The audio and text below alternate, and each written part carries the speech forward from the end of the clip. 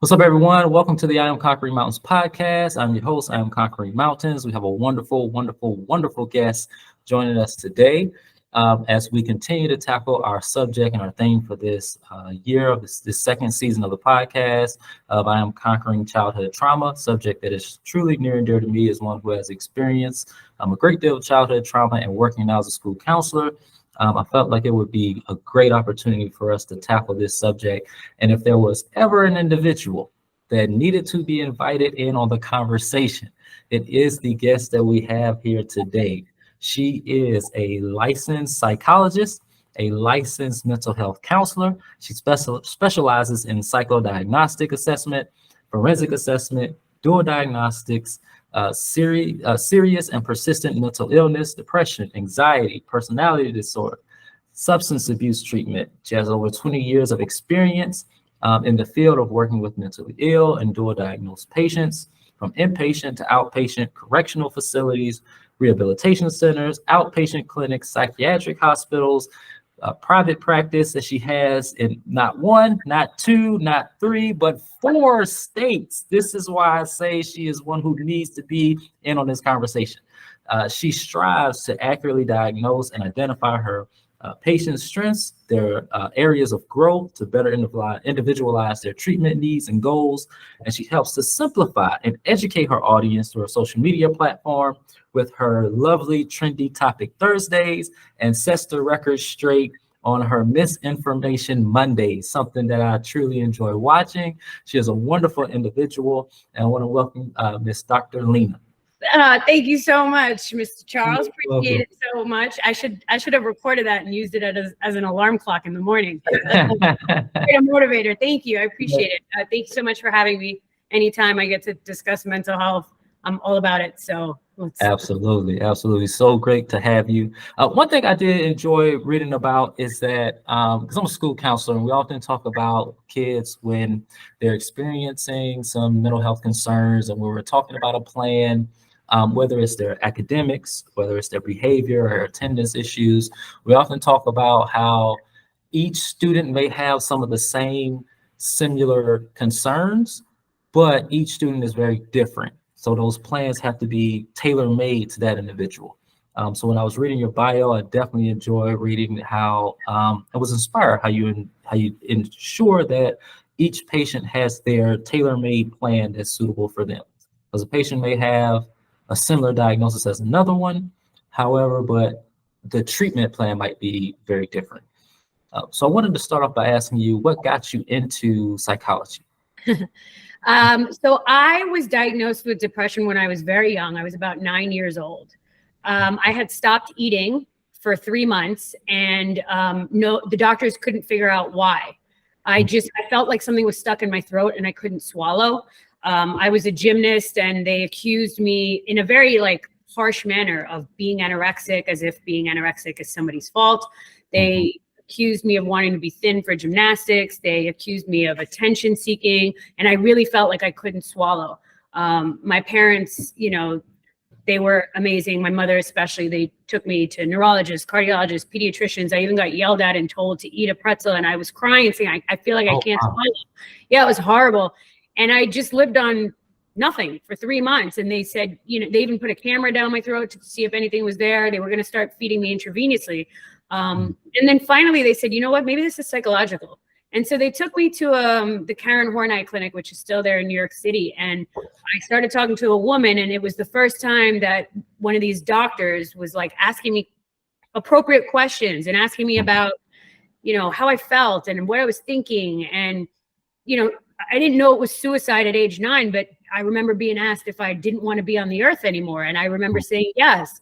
And when I left that clinic, it was the first time I felt like a doctor had really heard me. I know this sounds like such a corny cliche story, but I asked my mother, I was like, what kind of doctor is that? And my mother said, that's a psychologist. And I was like, sold.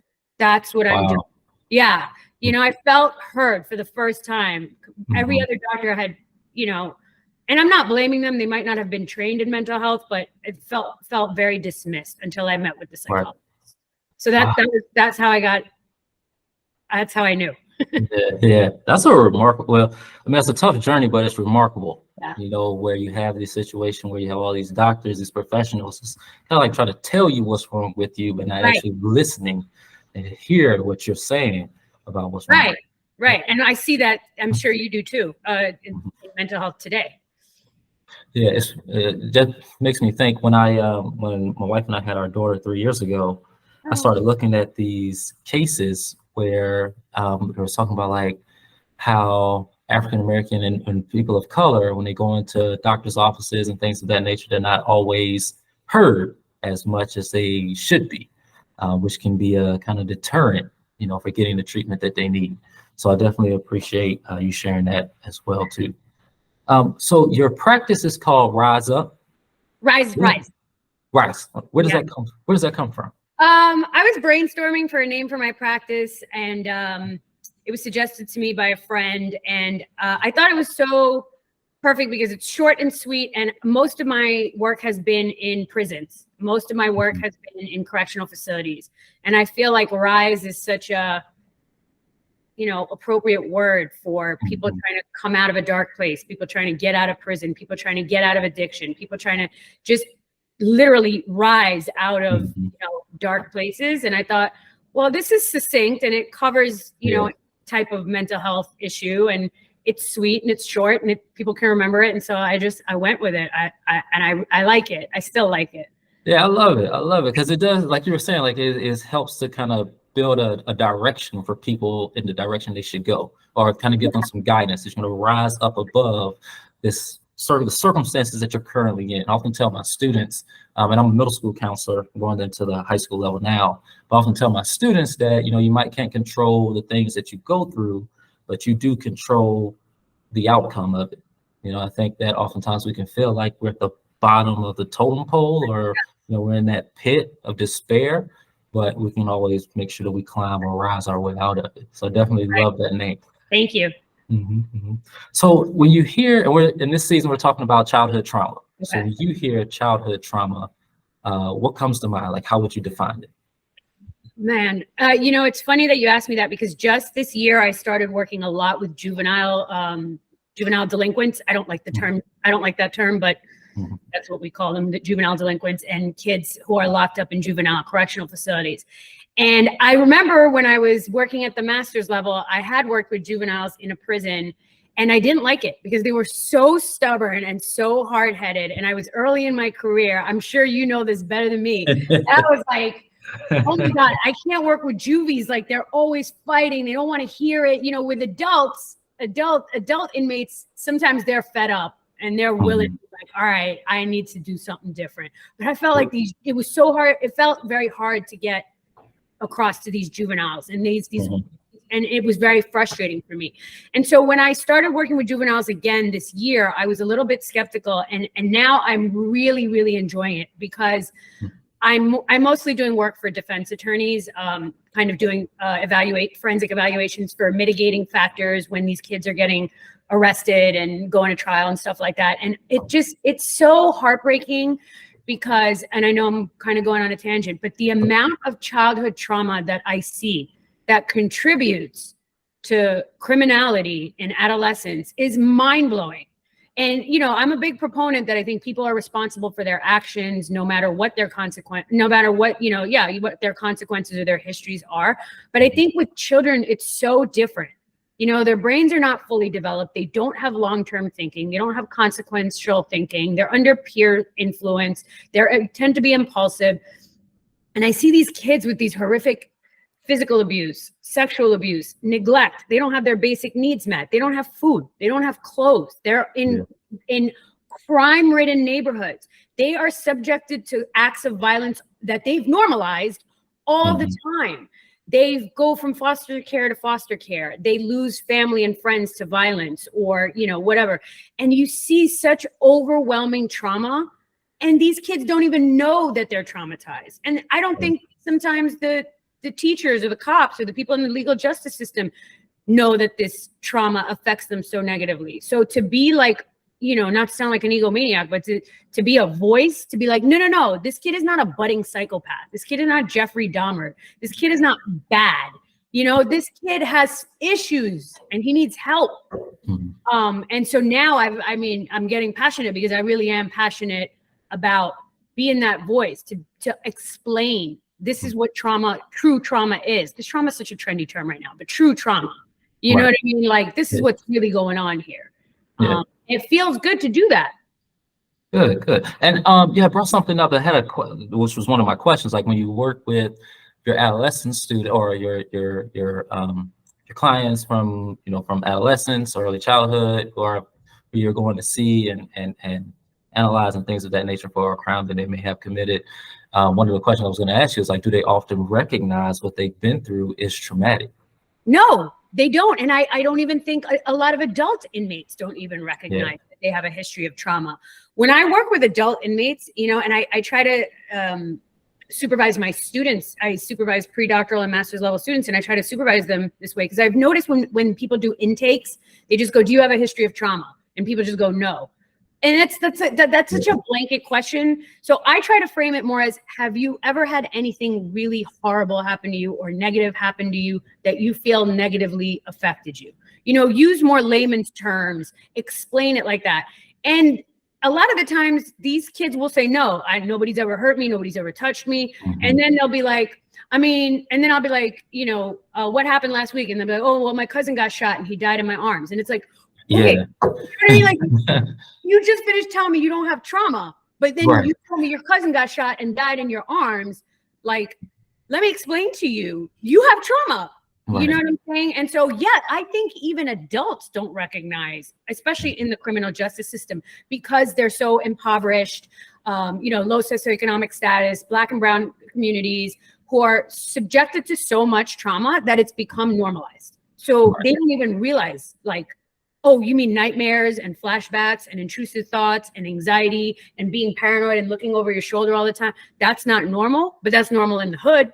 You know what I'm saying? Like, it's mind blowing. It's really mind blowing. And I've been doing this a long time. It's still mind blowing. Yeah, I'm smiling because growing up, we experienced a lot of, like, hardships and heartaches, financial disparities and things of that nature. We moved around a lot, and there wasn't a lot of food in the home at times. So my mother would often have to, she never threw anything away. So she would get, like, the old canned goods from out of the back of the cabinet, open the deep freezer, pull out an old thing of ground beef and, like, scrape the mold off of it. And then we would have, like, pancake night.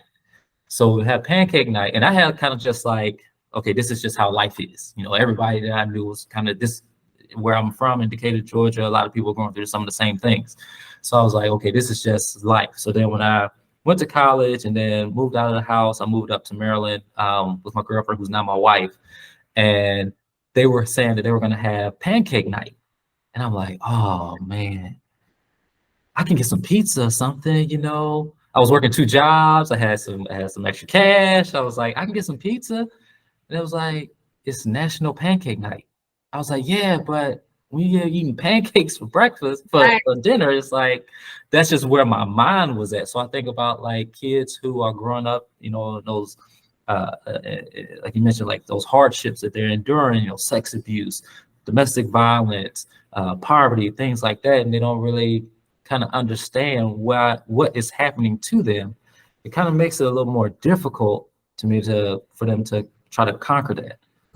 Absolutely, because if that's normal to them and that's all they know, how are we supposed to tell them this is not okay? That's you know better than me that this is the way life is. This is how it is in my hood. This is how it is in my family. This is what I know. So, I might see some other stuff on social media or something, because that's a whole nother ballgame these days. But really, if that's your entire neighborhood, your entire community, your entire family, how are you supposed to know that what's happening to you is not okay? You don't, unfortunately, and they don't get that intervention until it's too late, until they come into the criminal justice system, and then I have to say, no, this is not normal.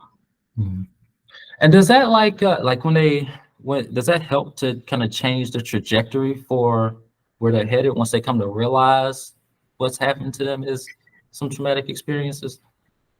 I mean, I think you and I both know that mental health is chronically under-resourced in this country, especially in low socioeconomic neighborhoods. So I would like to think that me saying, hey, everybody wake up. This kid needs trauma therapy and he needs resources and he needs community support and he might even need psychotropic medication and he needs A, B, and C. Me putting that in a report makes me feel good and makes me sleep at night. But does that actually happen? You know what I'm saying? Especially in Florida, Georgia, the deep South, these kind of more conservative states. Are they going to get the help they need? Probably not. Yeah. I might get some bare bones treatment, but do I think any of these kids really get the full treatment that they need? No. I mean, I think I would like to think it helps the trajectory, especially when they're young enough.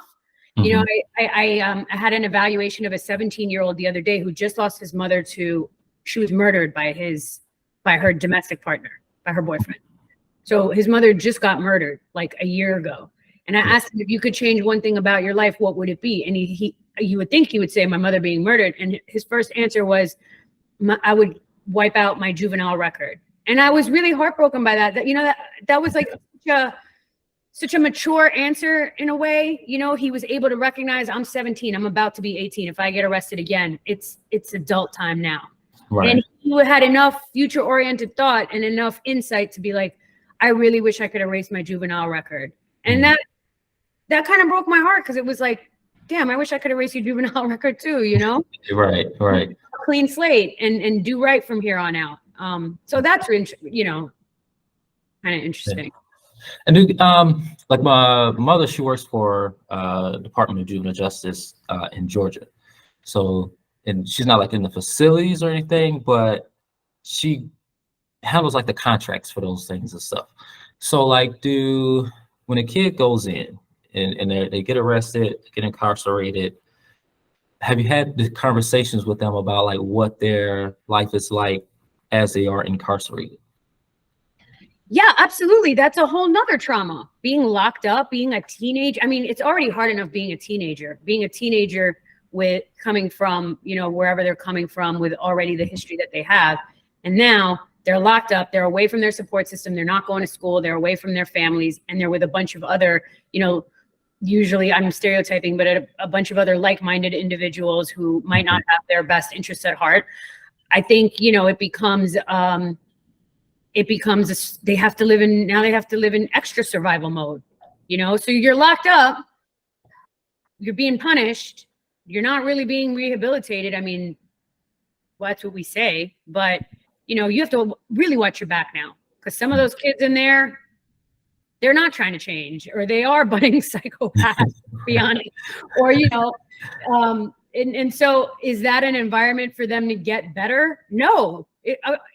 We all know correctional facilities, especially in America, all they do is make people worse, know? And I'm a big proponent of individual accountability, and you make what you will of the situation, and you have to be responsible for your actions. But it's so much more complicated than that. It's not that easy. And if we don't give people the resources, especially kids and juveniles, the resources and the support to do that, how are we supposed to expect them to come out of juvenile justice, a better human? It's literally set up for them to fail. Literally. Yeah. So does that mean, like, do you see kids becoming like repeated offenders more often? Yeah. Oh. I don't know if I see it more often, but yeah, they almost give up. And also, so many of these kids have incarcerated parents, or incarcerated siblings, or incarcerated cousins. They think going to prison is just part of life. They expect to be dead or locked up by the time they're 25. They expect it. For me, I didn't come from a super privileged household, but I was expected to go to college. That was not up for debate. You're going to college. So I had that in my head. And I can't imagine being a child and not having school to look forward to, but rather prison or death to look forward to. That's what's normalized in your head. So they don't even really, if they're coming to jail 2, 3, 5, 6, 7 times, they don't even think it's a problem. They think this is the life I was meant to live. It becomes so normal. Like there's no other outcome. There's no other option. This is what it is. Wow. You know what I'm saying? So like do you get like reports on how kids are doing in school and how that kind of. So I wanted to ask you a question. Do you know, could you explain like the school to prison pipeline and what that is? Right. So the school to prison pipeline, actually, I did a post on this on Rise recently. So the school to prison pipeline is this theory that kids from low socioeconomic backgrounds, particularly, they end up having mental health problems that are going untreated. Some of the stuff we were just talking about, the trauma, the chronic poverty, the abuse, the foster care, all that kind of stuff. And so because they're children, they act out. They act out because kids don't know how to express their emotions appropriately. They're impulsive. Their brains are still developing. And when they act out, they end up getting punished for those behaviors. And so when those behaviors get punished, obviously they end up in juvenile halls. And when they end up in juvenile halls, as we know, the cycle repeats itself and they recidivate and they recidivate and they end up in adult prison. So that's the theory of school to prison pipeline, is that instead of helping these kids, we're punishing them for their behaviors, we're punishing them for their mental health problems, and they just end up being adult inmates. That's the whole school to prison pipeline. And it's a very real thing. I've seen kids in juvenile hall. 3 years later, I've seen them in adult prison. I've seen it time and time again. And it's like, damn, you know? Yeah, I saw one of your posts. You mentioned you had like you asked a question about how many kids are incarcerated, and it was like 60,000 kids right now. Now, is that just America? That's just America. It's America. That's a lot of kids. It's bad.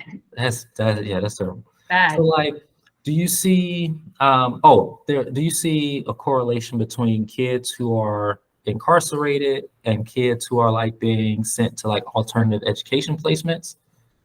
I do. I think I would like to say that the juvenile system is a little bit more geared towards rehabilitation than the adult system. There is finally this sense within the justice system that children are different. Children are not to be treated like adults because they have to really be given some sort of help before we just turn our backs on them and lock them up and throw away the key. I think that is still kind of the, and of course it varies from state to state. And I'm in Florida, which is, anyway. So I think there is, still that where the judges do try to give them not second chances or alternative placement or some kind of residential treatment center. But again, these places are chronically overcrowded, they're underfunded, they're under-resourced. And so the idea is good, but if nobody really cares, and if these states and governments aren't giving proper resources and staff and money to make sure that these kids are getting the help they get, then yeah, you see the ones that are in alternative placements, a lot of them come right back to juvie, It's not really working. So like, I guess like what kind of things need to take place for kids to be able to succeed? So like I'm in the education system. Right. So I ask that question because I often have kids who are getting into fights in school or they're cussing out the teacher. And oftentimes they get written off as like, that's the bad kid and they don't want to do anything else. So let's get them into an alternative placement, alternative education, which I don't always agree with. I get to speak my piece about it, but doesn't always go the way I want it to go.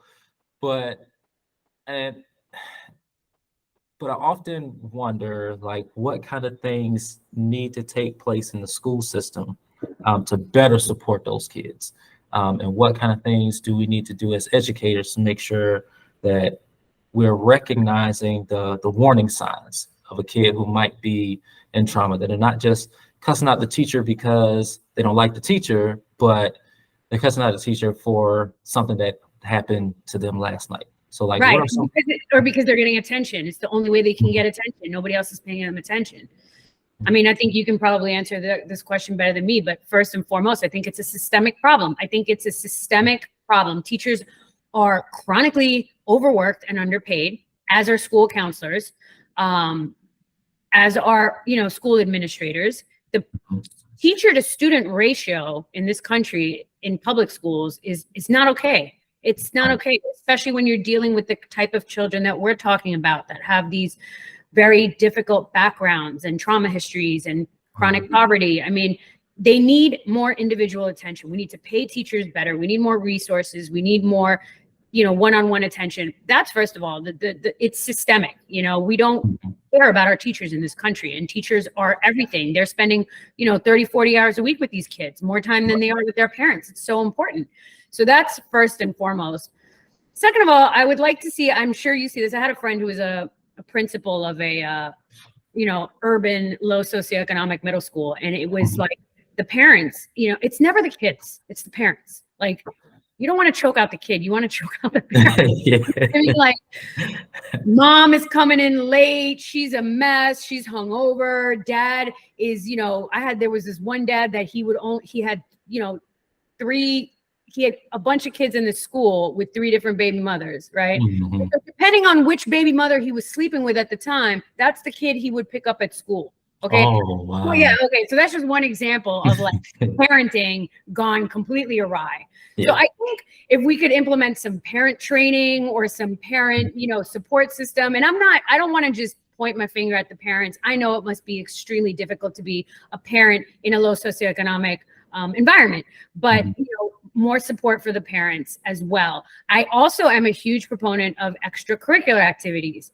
Sports personally saved my life. If I hadn't been playing gymnastics, if I hadn't, been playing basketball and gymnastics and all the stuff that I did growing up, I would have been doing dumb stuff in the streets, because I grew up in New York and there was dumb stuff to be had and dumb stuff to be done. And I asked these kids a lot of time, what do you do after school? Oh, I'm watching TikTok for 3 hours. Or I'm running around with the gangs in the neighborhood. They're already, robbing and thieving and joyriding and carjacking and all that kind of stuff. And it's like, why are these kids not in after school programs? Why are they not? And some of them, it's sad. They want to play sports. They want to play basketball. Right. They want to play football. They don't have the resources. I had one kid who said, well, I made the football team, but I didn't have transportation to get to practice. So they kicked me off the team. And it's like, damn.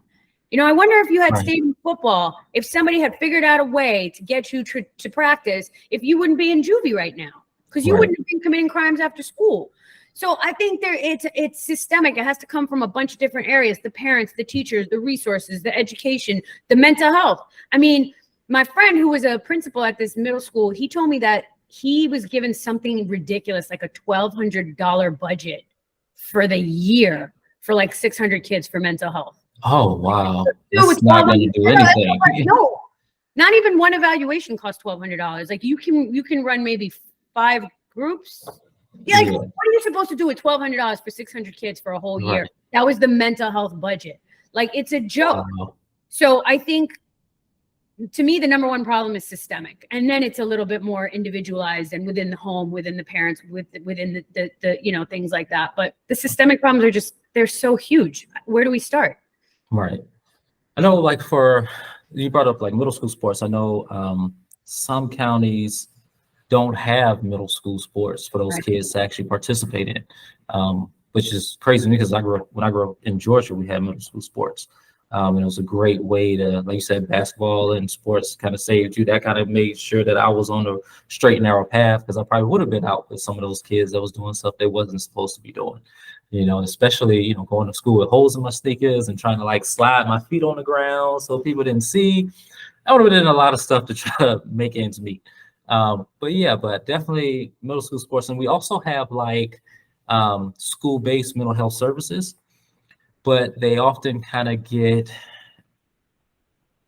like the caseload gets piled pretty quickly. So they are filled up pretty quickly. And we also have kids who, like, for instance, our ESOL kids, our Latinx families who are coming in from out of the country. They don't have insurance and things of that nature. That takes a toll on them. I have some students who I have quite a few of our Latino female students, our Hispanic girls, who were self-injuring, things of that nature, but we couldn't get them into any therapy because they didn't have insurance, and then the place that could see them their caseload was astronomical. Right. So what do we do with the kids that they're suffering and they don't have any resources for them? Right. It's systemic. I mean, why every child in America should have health insurance? Yes. I mean, every human should have health insurance. Why is health a privilege? Why is health a money privilege? No other country does it like that. Only America. America's the only Western civilized country where, you know, you can only get healthcare if you can afford it. That's mind blowing to me. And like I said, you know, you talk about these counselors, these mental health therapists, these teachers, everybody's caseload is insane.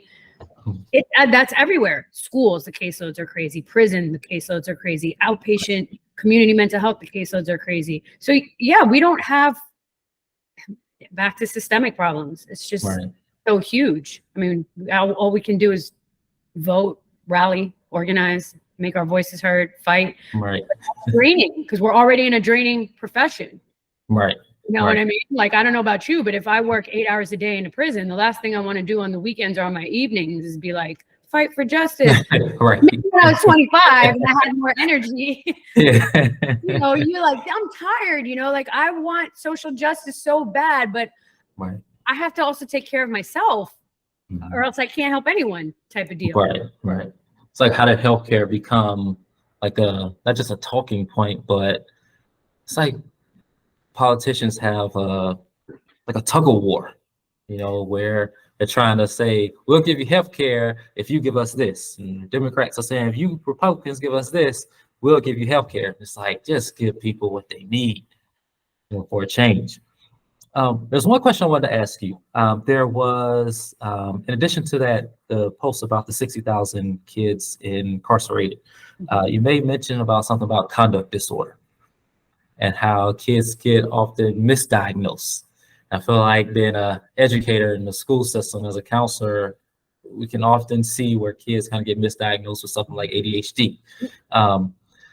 So that's my pet peeve. They slap that diagnosis on everyone, and it's like, wait a second. So can you explain like what you shared in the video as far as like conduct disorder? Yes, and thank you so much for watching that and supporting it. I appreciate it. Absolutely. So I see this a lot. You see a kid acting out, like you said, he's talking back to his teachers, or he's fighting at school, or he's doing dumb stuff after school. He might even be engaging in criminal acts. But conduct disorder really requires, it's, you know, I'm oversimplifying here as always, because for lack of time, but conduct disorder really is kind of the antisocial personality disorder for children, kind of, right? So it's kind of a criminal personality in a kid. So, but just because a kid is engaging in stuff he shouldn't be engaging in doesn't necessarily mean he has conduct disorder. A lot of these kids, they still have empathy. They still have remorse. They have feelings of guilt. They don't like that they're doing this, or they feel guilty after the fact. You know, they're not necessarily the next Ted Bundy or, you know, the next serial killer. They just don't know what else to do. And again, I'm not saying it's okay that these kids are doing that, but if they're acting out or screaming at the teacher, again, we need to individualize. Let's talk to the kid, figure out what's going on, come in with a biopsychosocial approach. What's going on at home? How are you feeling? How are you thinking? Are you depressed? Are you anxious? Has something bad happened to you? Have you moved? Are you eating? Do you have clothes? Do you have your bare necessities met? Because if all of those questions aren't asked, how do we know why the kid is acting out, right? So we see them slap on ADHD. Oh, he's not paying attention. He's probably not paying attention because dad is beating him at home and he has a history of trauma. You know what I mean? Oh, he has ADHD. Let's just put him on Adderall. Or, you know, he has conduct disorder because he's acting out. No, he's acting out because he's one of 7 siblings and nobody listens to him in the house. So the only way he's learned to get attention is by acting a fool, because any type of attention, even negative attention, is still attention. So it drives me nuts because I'm not saying ADHD and conduct disorder in children doesn't exist. I'm not saying that. You and I probably have both seen it a million times. But I think we're too quick to throw those diagnoses on kids without doing a thorough biopsychosocial evaluation. That's my pet peeve with it. And someone told me the other day, they were talking about, before school let out, they were saying that sometimes kids act out not just to get the attention, but also to see if you're going to turn away like everybody else does. You know, so I love that approach, because it's like, you know, everybody else has given up on me. So are you going to give up on me too? And it becomes that self-fulfilling prophecy. You know, they're conditioning themselves to stop caring. Nobody cares about me. I'm going to prove that nobody cares about me. I'm going to continue to prove that nobody cares about me. I feel worthless. I'm going to continue to prove that I'm worthless. And you're going to know that I'm worthless. And it just becomes this cycle. And it's just, I see that so much where it's like, you want to tell the kid, no, I care. I do actually care about you. The problem is I don't, as one person, have the time or energy. I wish I did to help the way you need the help. It takes an entire community. It takes a whole society to get these kids on the right track. And we're not doing it. It's just sad because a lot of these kids don't have to end up in juvenile hall. They don't have to end up in adult prison. School to prison pipeline shouldn't be as prevalent as it is. There are so many things we could do to intervene that we don't do. It's frustrating. I'm sure you know just as I do. Absolutely. I try to start each day fresh, especially working with kids who will cuss you out or will say something about you that you really just want to tell them about themselves, but you can't. So I often would try to explain to teachers and staff members, you got to start fresh. Each day, treat it as a new day. That kid may have been going through something that caused them to flip out. Maybe they didn't eat last night, like you mentioned. Maybe they had a situation that took place the night before, the day before. Maybe they're just having a bad day, but not to hold it. I don't want to come off like I don't think children don't need consequences for their actions. Absolutely. I don't want to say, all these poor kids, they have horrible circumstances and we need to coddle them. That's not what I'm saying at all. I think kids need structure. I think kids need discipline. I think they need consequences. I think sometimes they do need to be told about themselves, but that's all part of treatment. Treatment is not just coddling and saying, oh, you have a horrible life, I'm so sorry, and I'll cry with you. Part of treatment is kids want discipline. They want structure. They want sports. They want to be told you need to be at basketball at 4 p.m. or else you're going to do laps. They need that in their life to make them productive human beings and adults. We all know that. And a lot of these kids lack that. And so that combined, and again, the individual approach, is that kid kicking and screaming and cursing because, he absolutely does have conduct disorder and nobody's calling him on his BS and nobody's giving him consequences? That might be the case. Or is it because, like you said, he didn't eat last night?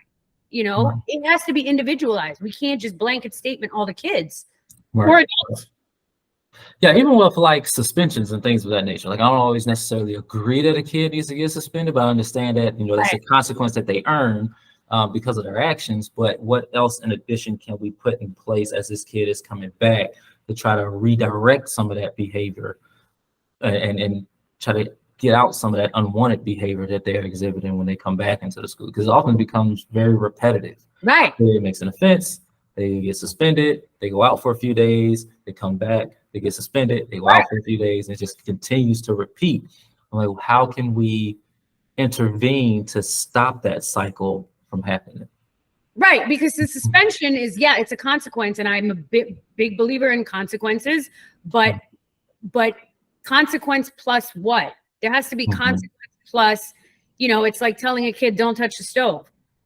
Well, they're going to touch it again. But if you say, don't touch the stove because you'll get hurt, and you explain you'll get burned, instead of touching the stove, go, do this, go throw the football outside, that's a whole different treatment plan. You know what I'm saying? So it takes more than just get out of school. And a lot of these kids, I'm sure probably know better than me, they want to get suspended because they don't want to be in school. So it might even be, a positive reinforcement. Right. Definitely think so. Think so. So in your practice, do you get to talk to the parents of those kids as well too? I do sometimes, not a lot, for the simple fact that, I try to, but unfortunately, so many of these kids are in foster care. And so which parent am I talking to? Because they've been jumped around from foster home to foster home. A lot of the times they have a parent who's incarcerated, a parent who's addicted to drugs, a parent who's struggling with mental health issues, a parent who's absent, a parent who doesn't care, a parent who's given up. So it really depends on the child. Sometimes I have great parents that are very involved and very concerned, and this isn't like him, or I'm trying to help him and I don't know what to do. And opposite end of the spectrum, I don't care, lock him up, or he's going to end up just like his dad who's doing life.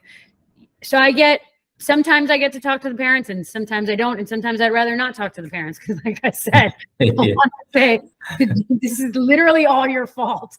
Get it together. Right. How important is, so like at the adolescent age, when kids are now starting to kind of find their identity, how important is it for biological parents to be present and active in that kid finding their identity? I don't think it's necessarily has to be the biological parents. I mean, not all parents are fit to be parents, unfortunately. We need a license to drive, but you don't need a license to have a kid. I wonder about that sometimes. I don't think it's necessarily a biological parent, although I think if both parents are mentally and physically healthy, it's ideal to have both parents there. But sometimes parents do more harm than good. I think the key is having at least one adult that's somebody they can look up to. That's a good example. That's somebody who's there for them, that's supportive, that's caring, that's gonna, love them no matter what. And I don't mean no matter what, as in, killing someone, but I mean, love them in spite of their flaws and help them through that. So again, two healthy, mentally and physically and financially and spiritually stable parents, yes, that would be optimal. But we know in this day and age, that's not really, but some of these kids have literally no one to look up to, not one example, not one supportive figure in their life. So it's tough. Yeah, I often tell my students like who have those kind of situations where, because I've had some students whose parents aren't present and active, or they're living with a relative because their parents can't take care of them, or they are in foster care. So I often share with them that you can be the first to do the things that you're trying to accomplish. I think once kids start to see that you genuinely care, they're more open to listen and participate in the conversation and share things that they need, so we can give them those resources that they need and get them the support and stuff that they need as well too. I couldn't agree with you more. I mean, the research shows that, when you're studying to be a therapist, whether you're a psychodynamic therapist or a behavior therapist, CBT, Freudian, whatever your theory that, your modality, your orientation of therapy that you practice, the number one important factor in efficient and effective therapy is rapport. It's rapport. So it doesn't matter if you're, this kind of therapist, that kind of therapist. Are you listening? Are you being empathic? Are you actually hearing them? And so, like you said, I think once they realize you care, you actually care, and that you're not going to give up on them if they don't give up, and help them not give up on themselves. I think that's the most important factor in any kind of therapeutic relationship, or, Yeah. So I got a question for you. Like, how people say like you can't care more than somebody else cares about themselves. Like, I wonder what your thoughts are on that situation, because I feel like as a school counselor and educator, often some kids might not care about their education, but I care about it, and I have to demonstrate that I care about their education. But for someone in the mental health field as yourself, do you find yourself sometimes caring more than some of your patients? And how does that tend to play out? Absolutely. And I think it's very different with children and adults. I remember about 15 years ago, I was working in the prison system, and I was coming home from work absolutely exhausted. Like every day I was so tired, and I was taking my work home with me mentally. I was think about it at night. I wouldn't be able to sleep. And I went to my mentor, who is also a psychologist who had worked in prisons a long time ago. She's about 20 years older than me.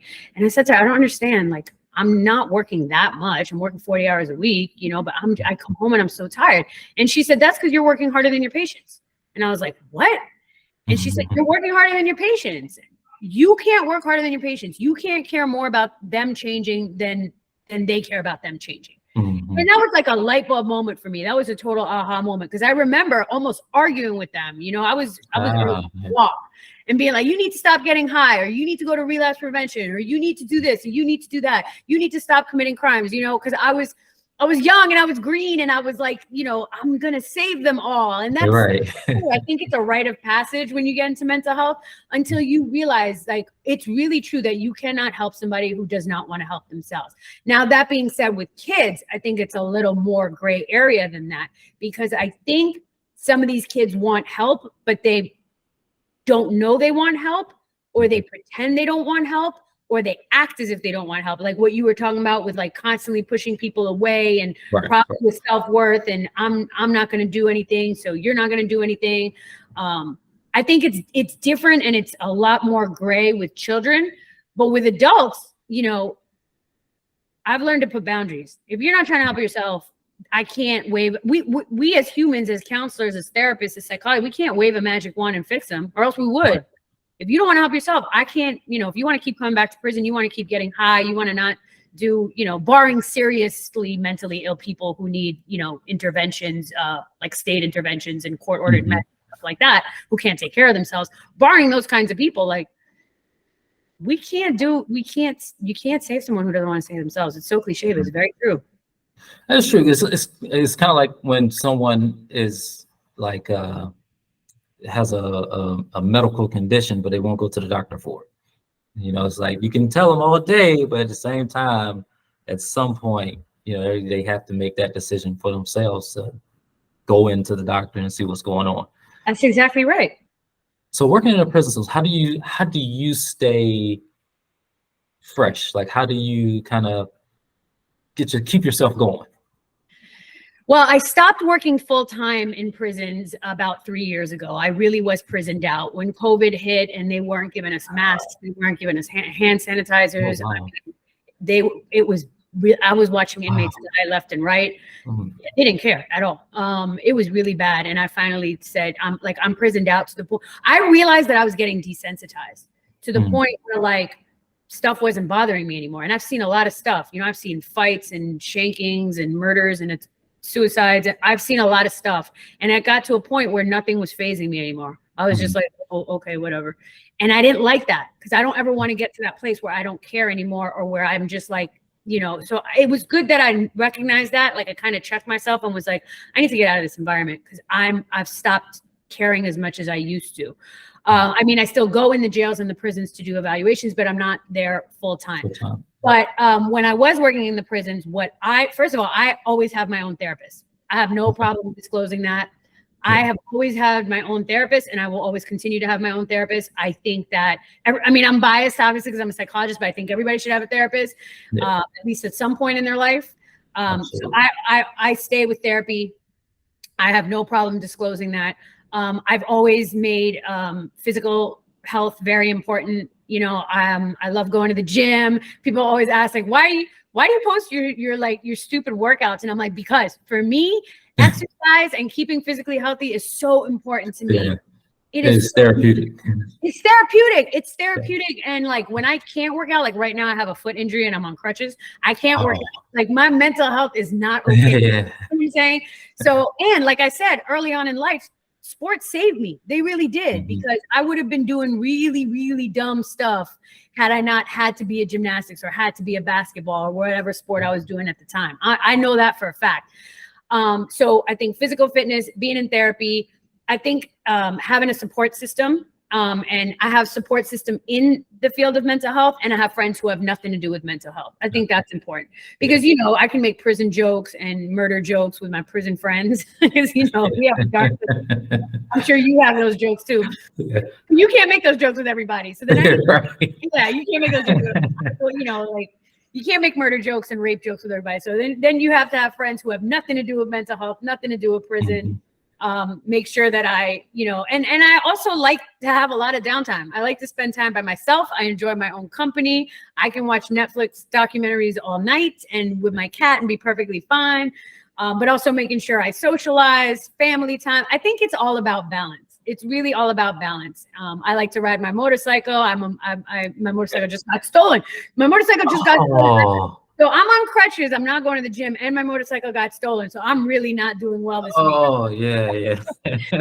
Making sure you have hobbies, making sure you have stuff outside of your career. I think that's very helpful. Because at one point I was very I was doing my doctoral program. I was working in prisons. I was doing practicum in prisons. I was studying prisons. I was just like, oh my God, I feel like I'm doing a bid myself.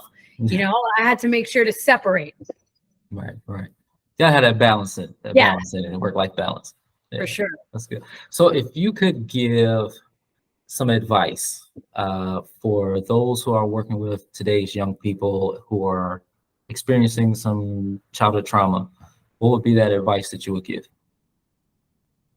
My best advice for dealing with a client patient who has trauma is, first and foremost, just start by listening. You know, I think a lot of times our quick instinct is, and same with me too, you know, my instinct is to want to fix, like, oh, you're hurting, or, you know, somebody hurt you. Like, I want to fix it. I want you to feel better. And sometimes that's not what's needed. First and foremost, just listen, because a lot of the times nobody has listened to these kids. No one in their family, no one in their school, no one in their community. So just first start by listening. And then, of course, you know, all the things we learn in school, and try not being judgmental or as objective as we possibly can be. I mean, we're human, but, you know, and individualizing is really a big thing. You know, I've never had two schizophrenic patients who are exactly the same, or two depressed patients who are the same, or two juveniles who are the same. There's no such thing. You have to listen to the individual factors, individual history, individual background, individual culture, individual everything. That's the problem with a lot of these juvenile facilities and patients in general. We just lump them all together, you know, and you know, like IEPs, you know, individualized IEPs, they're so cookie cutter. Like, I know you probably hate IEPs more than me, but I see IEPs and it's like, this is cookie cutter. You know, it looks good on paper, and they're doing what the government requires them to do. But what is a real IEP? I mean, that's not, you know, a real IEP is, let's talk to this kid and let's get him some actual help, some resources. So that would be my best advice to someone with trauma. Listen and individualize. Don't just automatically throw them in a box. Right. Well, thank you so much, Dr. Lena. You are truly inspiring. I'm actually applying to go and get my LCPC. Yay! So hopefully I'll be able to start in the fall. If not, I'll start in the spring. I'm definitely looking forward to it. And then I do want to get my doctorate in counseling and supervision, and with a focus in trauma and crisis. Do it. And if I can help you with anything, you know, because I didn't know what I was doing when I was doing my doctorate, and I learned a lot through trial and error, please reach out. Absolutely. Me, email me, let me know any kind of support. And I saw that you wrote a book, which is one of my goals in life. So kudos to you. That's amazing. I cannot wait to read it. I mean, that little intro that I saw yesterday was so well done. I really commend you on that. I cannot wait to read this book. Like, you know, kudos to you, because just in that snippet, it sounds like you've overcome so much. I can't wait to read this book. I really can't. Thank you. It'll be in the mail tomorrow. Yeah. Okay, perfect. Thank you so much. This has been a great privilege to be able to interview and gain your wonderful insight. I hope you continue to do the work that you're doing and inspiring therapists and counselors and doctoral students and all clients and patients and educators all across the world as you are. You are an exceptional individual, and greatly appreciate all that you're doing for our young people and our adults as well too. Thank you so much for having me.